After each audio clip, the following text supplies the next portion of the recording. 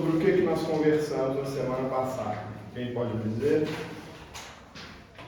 Qual foi o tema geral?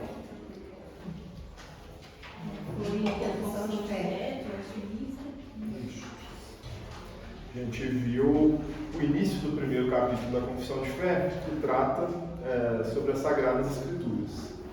A gente fez uma introdução histórica a respeito da Confissão de Fé, né, de como se deu o processo da Reforma Protestante na Inglaterra, na Escócia, a origem do presbiterianismo e como tudo cooperou para que na reunião realizada na Abadia de Westminster pudéssemos então ter esse documento que serve como manual doutrinário para a Igreja Presbiteriana hoje. E vimos a seção 1 do primeiro capítulo, que é uma seção riquíssima, onde à luz da Escritura, sempre confirmando, né, dentro da própria Palavra de Deus, a gente pôde ver que a criação é suficiente para que o homem entenda a existência de um Deus Criador, mas é por si só insuficiente para que esse homem entenda Deus por completo e qual o propósito de Deus em relação ao homem e seu plano de salvação.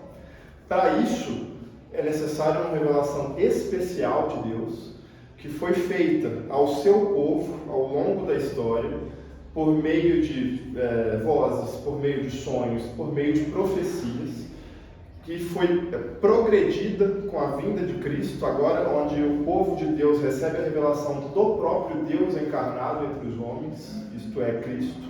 E ainda uma vez mais progride quando é o Espírito Santo de Deus, que agora dentro de nós nos revela e nos permite conhecer aquilo que está escrito na Escritura, aquilo que foi revelado por intermédio de Jesus Cristo. E aprove a Deus que essa revelação especial, toda a revelação, fosse escrita para ser perpetuada, e assim hoje, nós aqui, 2000 anos depois de Cristo, termos conhecimento de toda essa revelação. E a partir disso, foi cessado aqueles antigos meios com que Deus se revelava ao seu povo.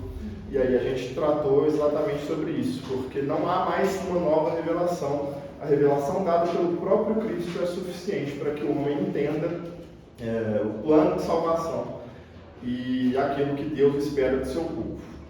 Hoje nós vamos continuar no capítulo 1 da Confissão de Fé. São aí mais 9 sessões pela frente. A ideia é que a gente consiga passar por todas as 9 sessões, mas eu não vou correr como um louco para acabar no tempo. Se faltar alguma coisa, a gente deixa para terminar depois. Se importa mais que a gente consiga passar com detalhe, aprofundando o que o texto nos diz. Antes de começar propriamente a aula de hoje, eu gostaria de uma oração e pedir ao meu irmão Clemilson, por gentileza, conduza a Deus uma oração em favor da nossa aula. Bondoso amado Pai, glória te damos, Pai, essa oportunidade de estarmos aqui reunidos, compreender um pouco mais do Senhor, Pai. Não só aprender, mas aplicar diariamente também todos os ensinamentos que o Senhor nos dá. Pedimos, Pai, que o Senhor esteja aqui hoje abençoando o Gustavo, que ele possa repassar, Senhor, aquilo que o Senhor já passou para ele previamente, para que possa nos instruir, Pai, para que possamos cada dia mais conhecer o melhor, Senhor. Abençoe essa aula, Senhor, esteja conosco. E pedimos, Pai, que em nome de Jesus, que tudo que seja falado, Pai, seja compreendido por todos nós, a cada dia mais. É o que te peço hoje, em nome de Jesus, Pai. Amém. Amém.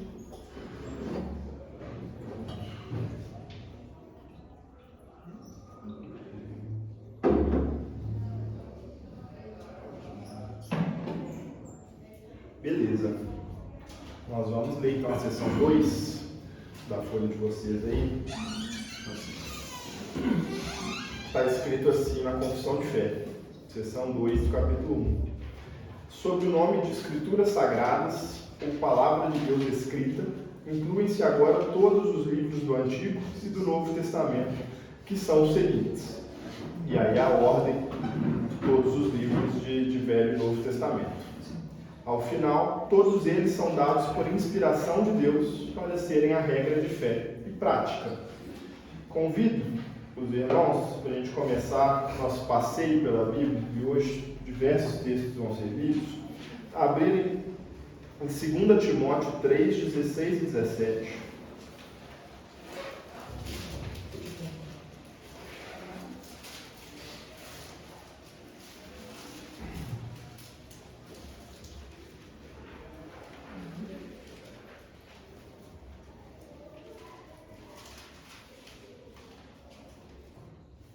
vamos ler juntos os dois versículos. 2 Timóteo 3, 16 e 17. Vamos lá?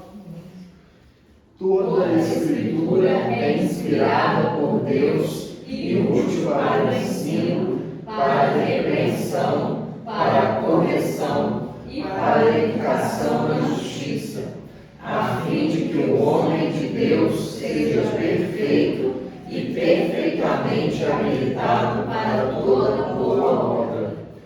Toda a Escritura é inspirada por Deus e útil para o ensino, para o conhecimento. Isso diretamente dialoga com o que a gente leu na Confissão de Fé, né? Diz que todos os textos, todos os livros que compõem o cânon são inspiração de Deus. E aí eu convido mais uma vez a gente a abrir dessa vez em Apocalipse, no capítulo 22. Nós vamos ler dois versículos, nós vamos ler os versículos 18 e 19. Aliás, 18 e 19, perfeito. Apocalipse, capítulo 22, versículos 18 e 19. Vamos lá? Eu, a todo aquele que ouve as palavras da profecia deste livro, testifico: se alguém lhes fizer qualquer acréscimo, Deus lhe acrescentará os flagelos escritos neste livro. E se alguém tirar qualquer coisa das palavras do livro desta profecia, Deus tirará a sua parte da árvore da vida, da cidade santa e das coisas que se acham escritas neste livro. E somente até o 19, um texto duro, né, em que aqui é severamente advertido acrescentar e o retirar algo das profecias deste livro. É possível entender aqui dentro desse texto especificamente duas visões. Uma visão micro, que vai se referir ao livro de Apocalipse e essa revelação dada a João, mas também é possível expandir essa visão para uma visão macro e colocar sob esse ponto de vista toda a Escritura, porque o livro de Apocalipse aqui é entendido como a última revelação sobre as coisas que aconteceriam posteriormente na história da humanidade, né? E completa toda a revelação dada por Deus. Então é possível entender aqui, à luz desse texto, que o autor se refere tanto exclusivamente ao livro de Apocalipse numa visão mais restrita, mas também numa visão mais ampla a toda a Escritura, em que nada deve ser acrescentado ou retirado daquilo que Deus nos revelou. Vamos passar então, dentro do que está escrito, né, nessa sessão da Confissão de Fé, destrinchando agora pequenos detalhes a respeito do que esse texto nos diz para, de fato, favorecer o nosso entendimento. E o primeiro ponto que é importante a gente conversar a respeito é sobre inspiração. E aí eu quero começar perguntando para vocês o que vocês entendem como inspiração divina. Porque a Confissão diz que os textos são inspirados por Deus. E a gente leu ali em Timóteo justamente dizendo isso. Toda a Escritura é inspirada por Deus e útil para o conhecimento e para o ensino. O que vocês entendem como inspiração de Deus?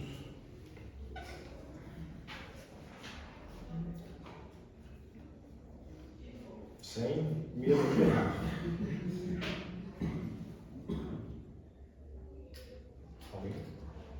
Eu acho que eu acredito que assim, Deus escolheu algumas pessoas, né, para trazer a palavra para a gente, né? E essa inspiração se deu, igual ele fala, né, por meio de sonhos, de visões, de profecias. Vamos lá. O que é inspiração, então? É entender que Deus, por meio do seu Espírito, influenciou os diversos autores que escreveram os diversos livros da Bíblia, guiando-os na escrita, tornando o seu conteúdo uma verdade absoluta, infalível, respeitando inteiramente as suas peculiaridades, isto é, as peculiaridades de cada autor, e os estilos literários a que eles escreveram. Isto é, algo tão milagroso, tão maravilhoso, que diferentes autores, ao longo da história, a gente viu semana passada que são cerca de 1.600 anos entre o primeiro e o último escrito, em diferentes épocas, escreveram sobre um mesmo Deus, uma mesma verdade, ressaltando os exatos mesmos atributos desse Criador, em textos que estão completamente correlacionados. A gente viu isso na semana passada também, que estima-se aí cerca de mais de 60 mil referências cruzadas entre os textos da Bíblia. E todos os textos respeitam as características do próprio autor. Então, Deus influencia os autores como se, de fato, escrevesse por eles, mas respeitando as características de cada um. É como se eu, com a minha linguagem, conseguisse aqui reproduzir o que Deus queria que eu reproduzisse, e a Isabela, utilizando a sua linguagem, no seu contexto, conseguisse também reproduzir isso. Deus respeita as individualidades de cada escritor, mas usa-os para a escrita da sua palavra, guiando naquilo que eles deveriam escrever. Isso é inspiração de Deus. Entender a tamanha dificuldade de, em diferentes épocas, com diferentes pessoas, de classes sociais diferentes, com linguagens diferentes, construir juntos uma só verdade, apontando para um mesmo Deus com as mesmas características. Entender isso dessa forma torna a Escritura ainda mais maravilhosa, e conseguimos entender como termos isso em mãos hoje é algo de fato miraculoso da parte de Deus. Então, o conceito de inspiração é esse. E aí, como podemos então provar que as Escrituras são de fato inspiradas por Deus? Bom, os escritores do Velho Testamento sempre afirmaram, sempre apontaram para essa verdade, de que assim diz o Senhor. E aí a gente consegue observar diversas expressões semelhantes ao longo do Velho Testamento. Em 2 Samuel, capítulo 23, versículo 2, Davi diz o seguinte, vou ler para a gente ganhar tempo. O Espírito do Senhor fala por meu intermédio, e a sua palavra está na minha língua. Então Davi claramente aponta para que a natureza daquilo que ele fala é guiado por Deus. Ele aponta para Deus como sendo responsável de tudo aquilo que ele fala e não para ele mesmo. E assim no Velho Testamento podemos observar em diferentes momentos, em diferentes textos, sempre os profetas, por exemplo, dizendo assim diz o Senhor, assim diz o Senhor, como se Deus estivesse usando-os para transmitir a sua palavra. Em 2 Pedro 1, versículos 20 e 21, diz o seguinte, 2 Pedro 1, 20 e 21. Sabendo primeiramente isto, que nenhuma profecia da Escritura provém de particular elucidação, porque nunca jamais qualquer profecia foi dada por vontade humana. Entretanto, homens santos falaram da parte de Deus, movidos pelo Espírito Santo. Então Pedro aqui uma vez mais reafirma o agir do Espírito Santo sobre o povo, para que o povo transmitisse as verdades de Deus. Isso é o conceito de inspiração. Pedro então reafirma isso, o agir do Espírito sobre os seus, para que a mensagem de Deus fosse pregada, para que a palavra de Deus fosse de fato pregada e alcançasse o seu povo. Mas, se a gente usa como argumento que um texto é inspirado porque está escrito que assim diz o Senhor, como vamos diferenciar dos nossos tempos, onde diversas pessoas dizem assim diz o Senhor e profetizam sobre a vida uma das outras, sem de fato isto vir da parte do Senhor? O que vocês acham? Como a gente pode diferenciar o assim diz o Senhor presente na Bíblia do assim diz o Senhor dito nos nossos tempos?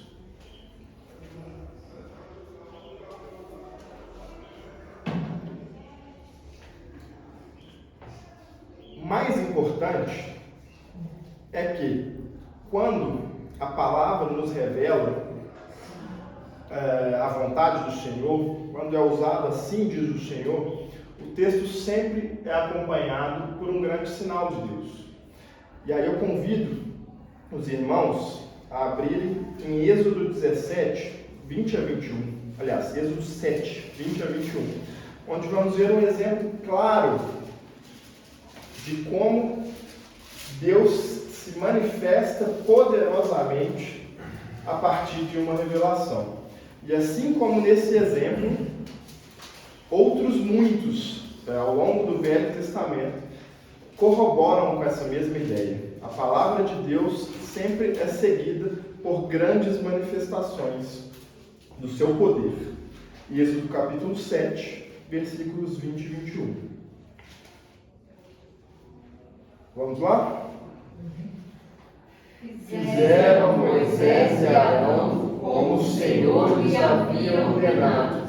Arão, levantando o bordão, feriu as águas que estavam no rio, à vista de Faraó e seus oficiais, e toda a água do rio se tornou em sangue, de sorte que os peixes que estavam no rio morreram. O rio cheirou mal, e os egípcios não podiam beber a água do rio. Houve sangue por toda a terra do Egito. Então Moisés e Arão fizeram como o Senhor lhes havia ordenado. Anteriormente, o Senhor diz diretamente a eles o que sucederia. E isso é seguido por milagre, a primeira praga aqui sobre o Egito, a transformação das águas do rio em sangue. E assim, como eu disse, a gente consegue ver ao longo do Velho Testamento diversos outros exemplos da palavra de Deus revelada ao seu povo, sendo cumprida com manifestações de poder tamanhas. E o que a gente observa hoje em dia, muitas vezes, é o contrário disso. Pessoas profetizando, entre aspas, movidas pelo emocional, movidas por um momento, sensibilizadas às vezes por uma música, por um momento que é construído em favor do emocional, com profecias genéricas. Isso é muito importante. Estou vendo aqui que sua vida vai mudar significativamente. E aí? Vai mudar como? Às vezes falta um detalhamento, né, que traria mais veracidade às profecias que a gente observa hoje em dia. Como eu disse na semana passada, eu não limito o poder de Deus a ponto de falar que Deus hoje em dia não opera mais milagres nas vidas das pessoas, de forma alguma, e que Ele pode usar pessoas para de fato profetizar sobre a vida de alguém. Mas é necessário extrema cautela quanto a isso, é necessário examinar as Escrituras, ver se isso está de acordo, ter bom senso mesmo, não sair acreditando em qualquer coisa. Nossa fé deve estar muito bem embasada, devemos estar em comunhão com Deus para saber julgar aquilo que de fato procede do Senhor ou não, sabendo que não é necessário uma nova revelação, como foi dito anteriormente. Nós já temos, a partir da Escritura, a partir da revelação do próprio Filho, a suficiência daquilo que a gente precisa conhecer para viver nesse mundo conforme a vontade de Deus. A gente vai destrinchar um pouco isso mais posteriormente, mas também para alcançar a salvação, porque tudo aquilo que é necessário já nos foi entregue por meio de Jesus Cristo. A inspiração foi prometida aos apóstolos, e aí vou ler com os irmãos Mateus capítulo 10, versículos 19 e 20. Peço que os irmãos me acompanhem na leitura. Mateus 10, 19 e 20. Diz assim o texto: E quando vos entregarem, não cuideis em como ou que haveis de falar, porque naquela hora vos será concedido o que haveis de dizer, visto que não sois vós os que falais, mas o Espírito do vosso Pai é quem fala em vós. Texto aqui em que Jesus está passando instruções aos seus discípulos, e orienta-os claramente que o Espírito Santo de Deus falaria por eles, quando em necessidade da pregação da palavra. Isso corrobora então com a nossa ideia aqui que estamos discutindo a respeito da inspiração.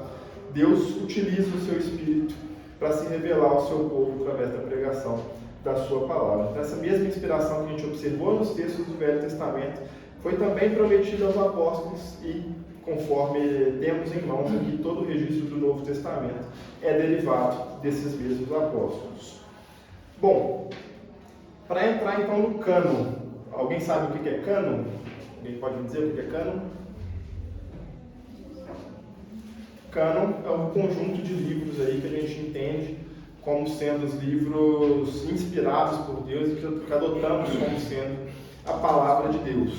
Para entrar em porquê que nós temos esses livros como sendo o nosso cânon, como sendo de fato a palavra de Deus e não outros, foi necessário um exame minucioso das Escrituras, das evidências a respeito da autoria do livro, sabendo, na verdade, examinando aos mesmos moldes em que outros textos são examinados para conferir veracidade nos seus devidos temas. Assim como pegamos textos de filósofos da Grécia Antiga e examina-se para que se identifique se esses textos são de fato oriundos desse autor, se são ali verdadeiros. Esse mesmo processo é utilizado em relação à Bíblia para se determinar a veracidade do que aqui está escrito.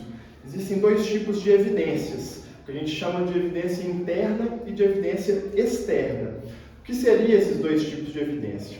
Evidência interna é examinar aquilo interno ao texto, isto é, a linguagem, o estilo do texto, o caráter do conteúdo. Por outro lado, as evidências externas é a utilização de textos contemporâneos ao escrito aqui, que reforçam aquilo que aqui está dizendo. Um exemplo grande, que é bastante utilizado, é do escritor e historiador Joséfo, que ele foi contemporâneo aqui à época do Novo Testamento, sucedendo em alguns anos a morte de Jesus, e diversos dos seus escritos corroboram com a história aqui mencionada. Isso é a evidência externa, a utilização de outros textos que evidenciam que aquilo que aqui está contido é de fato verdade, de fato ocorreu. Então, o conjunto de evidências internas mais evidências externas é o que endossa a utilização desses textos aqui como sendo os textos de fato palavra de Deus. E aí, em relação ao Velho e ao Novo Testamento, vamos trabalhar nos dois, apontando por que acreditamos que esses textos são os verdadeiros. Em relação ao Velho Testamento primeiro, Cristo e os seus apóstolos endossam o cânon judaico como sendo genuíno. O cânon judaico, que o povo judeu usando como base doutrinária, é rigorosamente igual ao Velho Testamento que temos hoje em mãos. Então, o povo de Deus, que é o povo judeu, a partir ali de Abraão e toda a sua descendência, utilizou ao longo da sua história rigorosamente os mesmos livros como sendo o seu manual doutrinário que nós utilizamos hoje, isto é, o Velho Testamento. Por diversas vezes, Cristo vai citar profetas, vai citar salmos e vai citar a lei. Então, todos aí os componentes do Velho Testamento. Um exemplo disso está em Lucas capítulo 24, versículo 44. Vou ler para os irmãos. Lucas capítulo 24, versículo 44 diz o seguinte: a seguir, Jesus lhes disse: são estas as palavras que eu vos falei, estando ainda convosco. Importava se cumprisse tudo o que de mim está escrito, na lei de Moisés, nos profetas e nos salmos. Então, o próprio Cristo aqui aponta para o Velho Testamento como sendo uma verdade, ao dizer que haveria de cumprir tudo aquilo que fora dito no Velho Testamento. Jesus ali estava cumprindo, né? E aí os apóstolos também fizeram dessa forma. E agora eu vou ler com os irmãos Atos, capítulo 1, versículo 16. Assim como Cristo aponta para o Velho Testamento, os apóstolos também fizeram. Atos, capítulo 1, versículo 16. Diz o seguinte: irmãos, convinha que se cumprisse a escritura que o Espírito Santo proferiu anteriormente por boca de Davi acerca de Judas, que foi o guia daqueles que prenderam Jesus. Então aqui, no discurso para a escolha de Matias, faz-se referência ao que Davi havia dito anteriormente. Então podemos notar mais uma vez como os escritos do Velho Testamento foram constantemente utilizados por Deus e pelos seus apóstolos, conferindo então veracidade àquilo que havia sido escrito e entregue anteriormente no Velho Testamento. Um texto muito importante, muito interessante, é o texto de Mateus, capítulo 22, versículo 29, onde Jesus vai advertir os judeus pela sua desobediência e pelo desconhecimento das Escrituras. O texto de Mateus 22, 29 diz o seguinte: respondeu-lhes Jesus: errais, não conhecendo as Escrituras, nem o poder de Deus. Jesus está aqui discutindo com os saduceus a respeito da ressurreição e afirma para eles que eles erram, não conhecendo as Escrituras. E que Escrituras são essas? Que Escrituras que o povo tinha a essa época? O Velho Testamento. Então Jesus não está aqui criticando as Escrituras, e sim o desconhecimento do povo em relação ao que estava escrito. O conjunto de tudo isso que a gente conversou até aqui reforça como o Velho Testamento é de fato um conjunto de livros sagrados inspirados por Deus que devem fazer parte do cânon, devem fazer parte da revelação perpetuada até nós. No Novo Testamento não há menção a nenhum outro livro, nenhum outro texto que não está contido no cânon. Então, assim como eu usei o exemplo aqui de que Jesus e os apóstolos se referiram a Davi, se referiram à lei, aos profetas, a gente não encontra menção a outros textos de outros livros que não estão contidos aqui. Esse vai ser, inclusive, o principal argumento contra os livros apócrifos adotados pela Igreja Católica, porque não há menção no Novo Testamento a nenhuma parte de seu conteúdo. Mas antes de falar a respeito dos livros apócrifos, vamos conversar um pouco agora em relação ao Novo Testamento. Se a gente chega à conclusão agora de que o Velho Testamento de fato dado por Deus ao seu povo, nós precisamos também chegar a essa conclusão a respeito do Novo Testamento. E como então vamos argumentar em favor do que a gente contém aqui no Novo Testamento? Há bastante consenso entre os primeiros escritores cristãos, ali na igreja primitiva e nos primeiros anos de igreja organizada, de que os livros que adotamos hoje são de autoridade apostólica, enquanto classificam outros textos da época como meras ilustrações. Então, desde o início da igreja, há um certo consenso em relação aos livros que temos no Novo Testamento como sendo, de fato, inspirados por Deus, sendo estes os livros apostólicos. Então já havia essa seleção, esse compêndio de livros desde os primeiros anos da igreja, diferindo minimamente com o adotado atualmente. 3 critérios principais são utilizados para se definir a importância desse texto e a verdade desse texto. Em primeiro lugar, a cristocentricidade do conteúdo. Isso é algo que tem que ser claro para nós. Para que um texto seja considerado verdadeiro, especialmente no Novo Testamento, esse texto deve apontar para o Cristo. A mensagem central, o ponto central do conteúdo, deve ser o Cristo. Então, se o texto aponta para essa verdade, aponta para esse Cristo, já temos aí um forte argumento a favor da sua autenticidade. Em segundo lugar, a biblicidade e o reconhecimento das Escrituras. Ou seja, o texto deve estar de acordo com aquilo que toda a Bíblia diz. O texto não pode apresentar uma nova verdade que não foi apresentada anteriormente. A gente reforça isso ao analisar as diversas referências que o Novo Testamento faz em relação ao Antigo Testamento. Os textos devem possuir relação, devem apontar para uma mesma verdade. Então, mais um argumento em favor da utilização dos textos. É necessário que preencham esses critérios para se entender o texto como sendo palavra de Deus. Em terceiro lugar, a apostolicidade do seu conteúdo, por serem quem de fato acompanhar Jesus ao longo de seu ministério. Então, a autoria dos textos que fazem parte aqui do Novo Testamento são, em sua maioria, de apóstolos ou de pessoas que conviveram diretamente com esses apóstolos e presenciaram ali contemporaneamente a vinda de Jesus a esse mundo. Então, a gente encontra textos de Mateus, textos de João, de Pedro, de Paulo, mas encontramos também texto de Lucas, que não é apóstolo, mas entra nesse encaixe de estar convivendo diretamente com apóstolos e estar no mesmo tempo de Jesus, observado o que aconteceu à época. Então, todos esses 3 critérios são necessários para que a gente entenda um texto como sendo de fato inspirado aqui no Novo Testamento, sendo de fato palavra de Deus.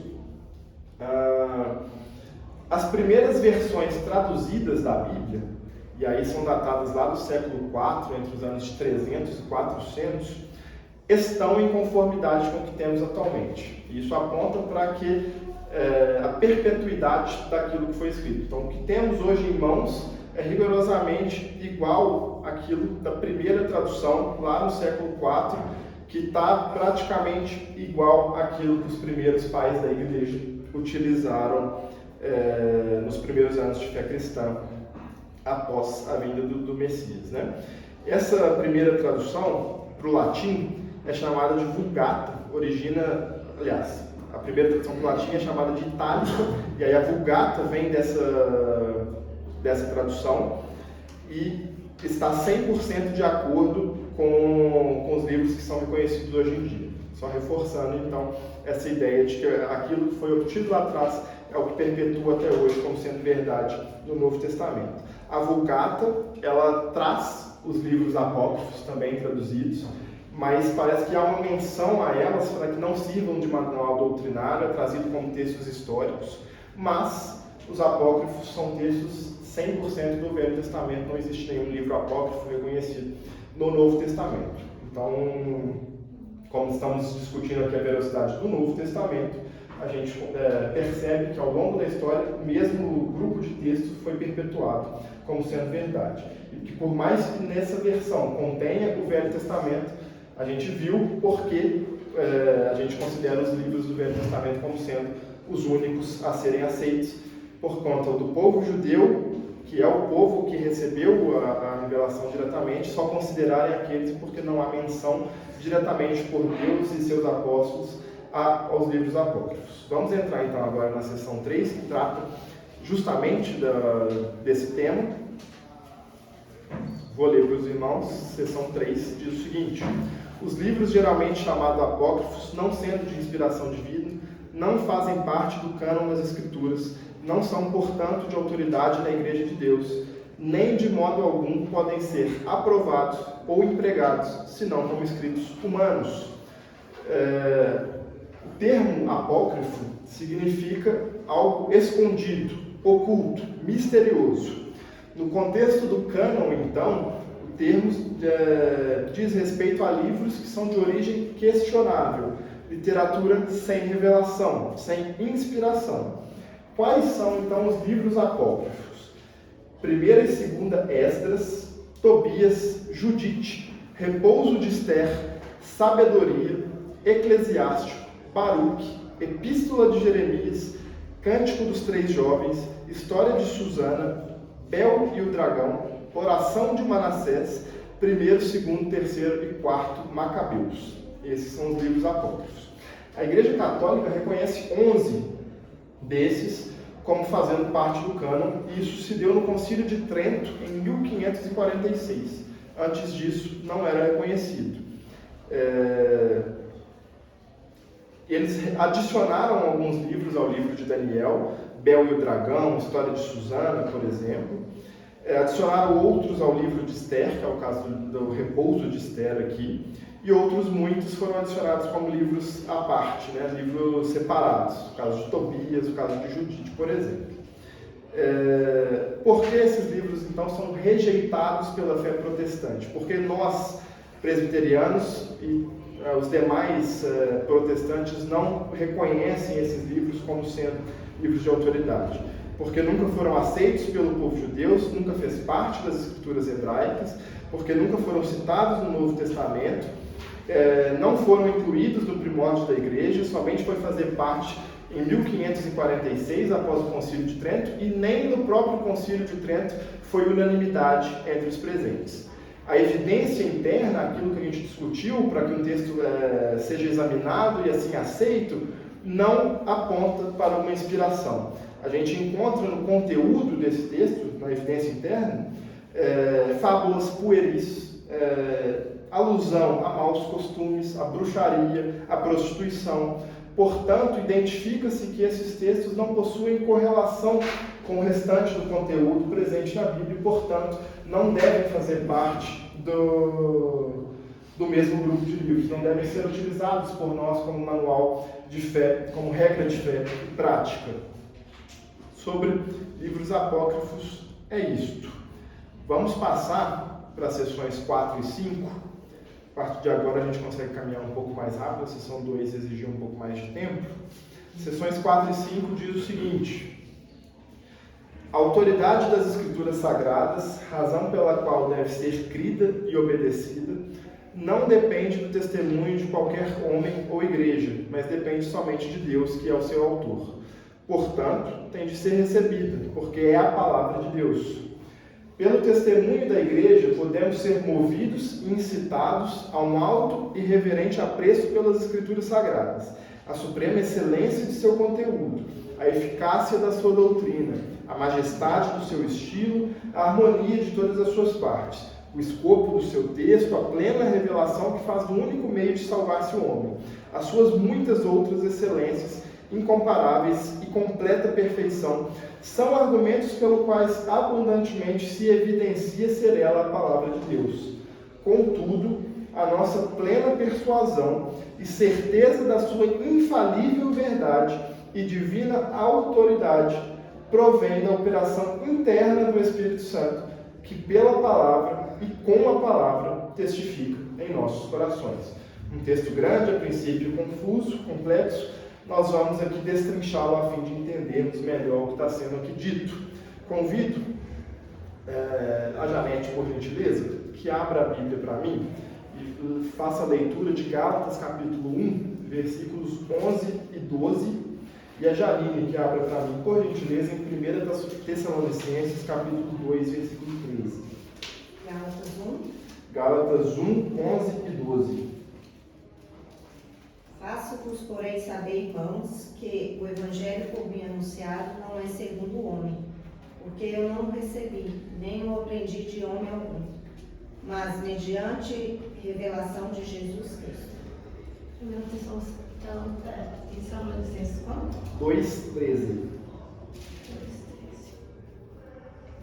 Outra razão ainda temos nós para incessantemente dar graças a Deus, é que, tendo vós recebido a palavra que de nós ouviste, que é de Deus, acolhestes não como palavra de homens, e sim como em verdade é a palavra de Deus, a qual com efeito está operando eficazmente em vós, os que credes.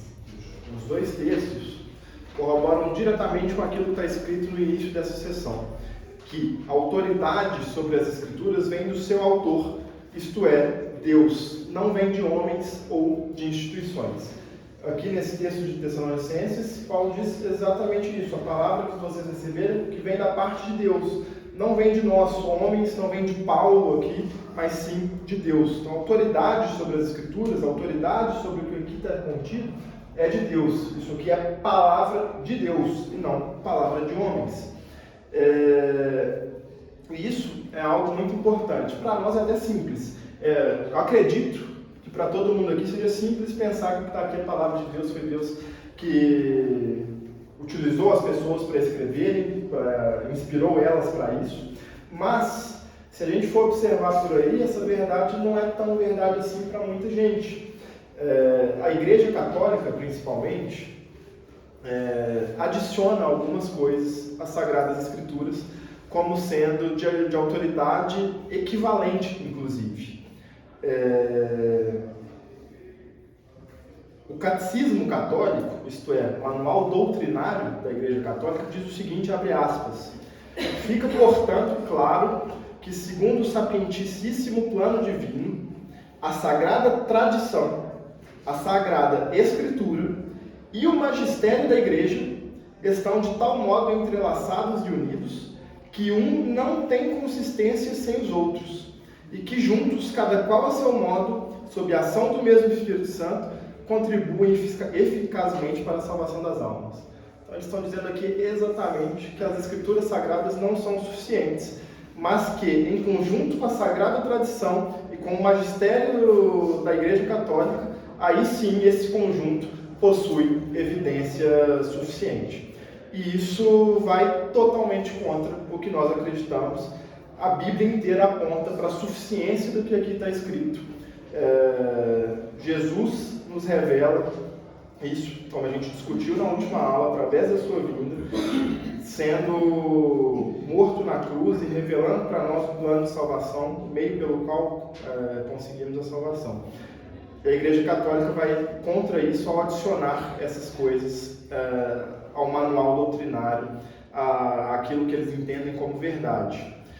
Além disso, eles têm uma doutrina da infalibilidade papal. Já ouviram sobre isso?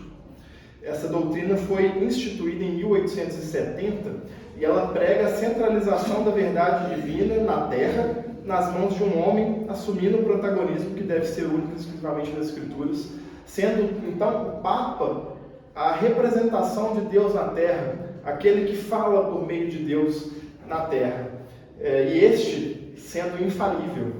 E a gente, obviamente, acredita que homem algum pode ser considerado infalível, porque todos somos pecadores imundos, fadados à morte eterna se não fosse pelo sacrifício de Jesus.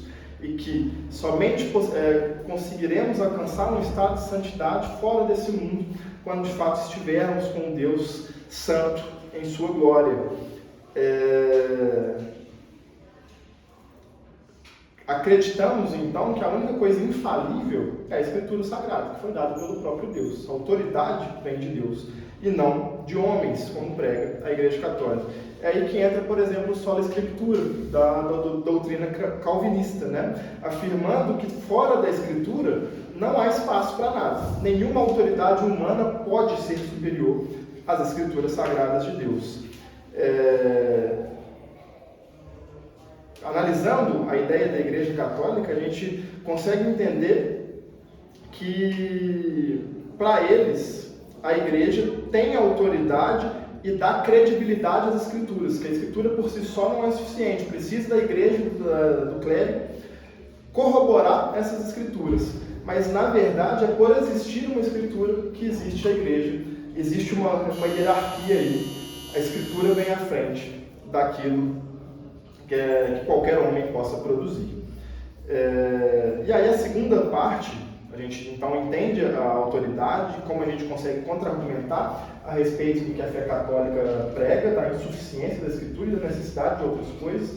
A gente passa para a segunda parte dessa sessão, onde diz que por meio da Igreja pode se desenvolver um enorme apreço pelas Escrituras e todo o seu maravilhoso conteúdo, mas que a convicção plena da sua verdade está condicionada ao agir do Espírito sobre o leitor, testificando as palavras em seu coração. Isso quer dizer o seguinte, que alguém pode estar aqui dentro da igreja, ter contato com a Escritura, reconhecer, isso aqui realmente vem de Deus, bacana,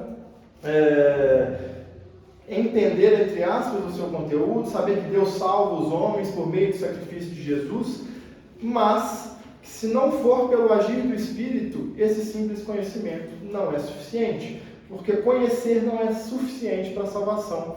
É necessário agir em conformidade com o que está escrito. É muito comum, na verdade, a gente ver pessoas muito dotadas de conhecimento, conseguem dizer diversos textos na ponta da língua, decorados, mas que não vivem as verdades aqui escritas. É necessário que o Espírito trabalhe o nosso coração para que, de fato, entendamos o texto em sua magnitude, de forma completa, vamos dizer assim. E assim conseguimos agir em relação ao que aqui está escrito. É como se o Espírito Santo rompesse a nossa cegueira. Um exemplo bom para isso é de alguém que está vendado, incapaz de enxergar, mas que está sentindo o sol aquecendo, está sentindo a brisa trazendo um refresco, mas que é incapaz de enxergar e admirar toda a beleza da natureza. E o Espírito Santo de Deus vem e rompe a nossa cegueira, retira a nossa venda e agora podemos contemplar verdadeiramente a excelência daquilo que Deus revelou. Os irmãos conseguem compreender isso? a Escritura Sagrada por si só, o homem pode ter acesso a ela e falar, pô, que bacana o que está aqui escrito. Mas o verdadeiro conhecimento, o verdadeiro entendimento vem por meio do Espírito, que retira a nossa cegueira espiritual e nos permite viver apontando para Cristo, apontando para aquilo que as Escrituras nos guiam. E aí é como se progredisse em relação ao que a gente viu na sessão 1, que dizia que sem a revelação especial de Deus, não há conhecimento para a salvação. É necessário que Deus se revelasse ao seu povo de forma especial. Aqui a gente expande um pouco esse raciocínio e podemos entender que o simples conhecimento e reconhecimento da excelência da palavra não é suficiente para a salvação, se não for pela ação do Espírito. É como se esse filtro se tornasse ainda mais seletivo. Sem a Escritura, não há conhecimento para a salvação. Mas com a Escritura, sem a ação do Espírito, também não há salvação. É necessário que ocorra, então, o agir do Espírito Santo sobre o leitor para o pleno conhecimento daquilo que a palavra diz. Tocou o primeiro sinal, estamos caminhando para o final. Vamos ler a seção 6, que diz o seguinte: todo o conselho de Deus, concernente a todas as coisas necessárias para a sua glória e para a salvação, fé e vida do homem, ou é expressamente declarado nas Escrituras, ou pode ser lógica e claramente delas deduzido. As Escrituras nada se acrescentará em tempo algum, nem por novas revelações do Espírito, nem por tradições dos homens.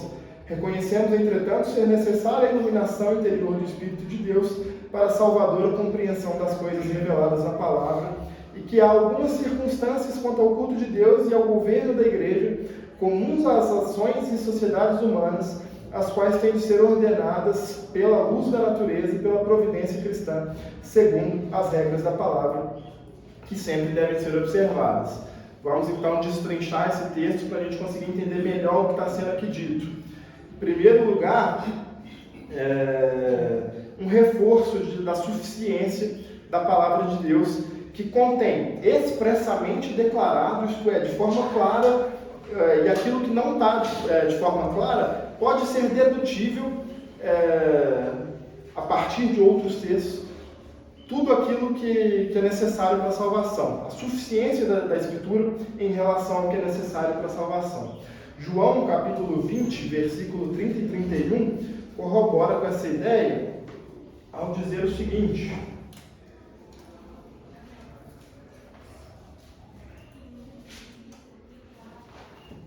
João 20, 30 e 31. Na verdade, fez Jesus diante dos discípulos muitos outros sinais que não estão escritos neste livro. Estes, porém, foram registrados para que creais que Jesus é o Cristo, o Filho de Deus, e para que, crendo, tenhais vida em seu nome. Então, Jesus fez outras muitas coisas que não estão aqui contidas. Mas estas estão aqui contidas, são suficientes para que o seu povo entenda quem foi Jesus e a sua missão na terra, apontando então para a suficiência daquilo que aqui está contido nas Escrituras Sagradas em relação à salvação. Por que então nada mais será acrescentado? A gente leu lá em Apocalipse, no início da aula, a respeito das severas admoestações quanto a retirar e acrescentar algo a esse livro. E por que nada mais será acrescentado? Em primeiro lugar, porque entendemos que aquilo que temos aqui é suficiente, porque não há no Novo Testamento uma menção a uma nova revelação que sucederia àquela que Cristo nos trouxe. O Velho Testamento aponta para um Cristo que viria a esse mundo, e o Cristo veio, mas o Novo Testamento não aponta para uma sequência de revelação, aponta sim para a volta de Cristo consumando todas as coisas, mas não para uma nova revelação a respeito de Deus.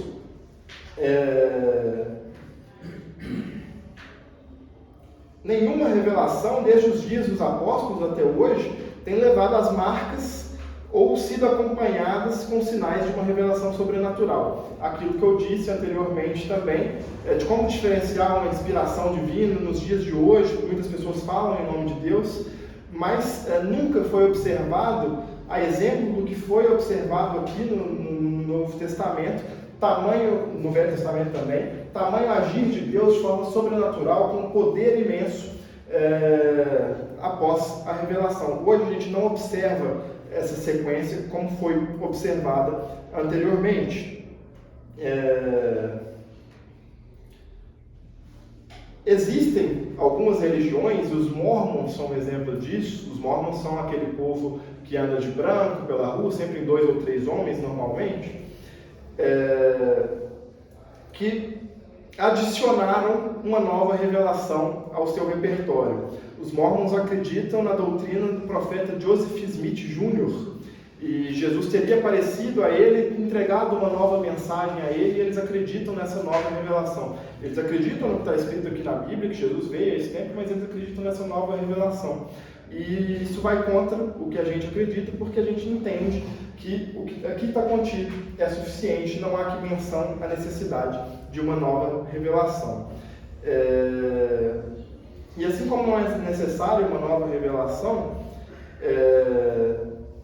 Deus reprova também a criação de tradições que são adicionadas aí, somando ao que está escrito na Bíblia. E aquilo que a Igreja Católica faz. Eles colocam a Sagrada Tradição, as Sagradas Escrituras e o Magistério da Igreja. Desde de Jesus aqui, a adoção de uma tradição já era amplamente criticada. Em Marcos capítulo 7, os versículos 7 a 9, diz o seguinte: e em vão me adoram, ensinando doutrinas que são preceitos de homens, negligenciando o mandamento de Deus, guardais a tradição dos homens. E disse-lhes ainda: jeitosamente rejeitais o preceito de Deus para guardardes a vossa própria tradição. O povo judeu adicionou a tradição. Meu pai, inclusive, quando dava aulas aqui, citou muito, estudando esses textos, né, a questão de ampliar o sentido da lei, atentando a mínimos detalhes, criando isso da própria tradição judaica. Jesus Cristo criticava aqui essa tradição, porque tornava o povo legalista, mais inteirado em saber a respeito da lei e todas as suas nuances, do que propriamente conhecer a Deus, tanto que Jesus critica o povo por não conhecer as Escrituras de fato. E isso aponta também para os nossos dias, onde existe uma nova tradição, adotada inclusive pela Igreja Católica, mas Jesus rejeita todo tipo de adição às Sagradas Escrituras. Mais uma vez eu repito que o que temos aqui é suficiente. E o texto da confissão, no final do parágrafo dessa seção, diz que essa mesma palavra de Deus ela deve ser utilizada para a organização do culto e governo da igreja. Ambos devem ser bíblicos em organização e execução. É o que diz então no final desse parágrafo. E na Bíblia a gente pode ver isso escrito em 1 Coríntios capítulo 14. Convido os irmãos para abrirem comigo. A gente lê esse texto e encerra aqui. Fica para a próxima aula, sessão 7 em diante. E aí a gente entra também no capítulo 2. 1 Coríntios capítulo... Só um minuto que eu perdi. 1 Coríntios capítulo 14, versículos 26 e depois o versículo 40. Aqui, Paulo está dizendo a respeito da necessidade da ordem no culto. No versículo 26 ele diz o seguinte: que fazer, pois, irmãos, quando vos reunis? Um tem salmo, outro doutrina, este traz revelação, aquele outra língua e ainda outra interpretação. Seja tudo feito para edificação. Ao longo desse parágrafo enorme, até o versículo 40, que encerra da seguinte forma: tudo, porém, seja feito com decência e ordem.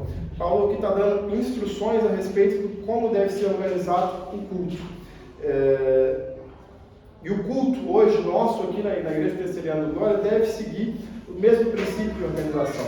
A palavra de Deus nos mostra como Deus gosta que o seu culto seja realizado. E o seu povo assim o deve obedecer. Acreditamos então que a palavra de Deus nos orienta em como devemos seguir, na nossa vida pessoal, em casa, mas também dentro da igreja, como devemos prestar culto ao nosso Deus. Mais um aí dos requintes, dos detalhes que a palavra de Deus, por meio das Escrituras Sagradas, orienta e guia o seu povo. Então hoje eu encerro assim, a respeito das sessões da Confissão de Fé. A gente viu da sessão 2 até a sessão de número 6. Encerramos na próxima aula, que não será semana que vem, a sessão 7 em diante, e provavelmente o capítulo 2. Agradeço a presença de todos. Se alguém tiver alguma coisa para comentar, pode me abordar depois, a gente conversa. Beleza?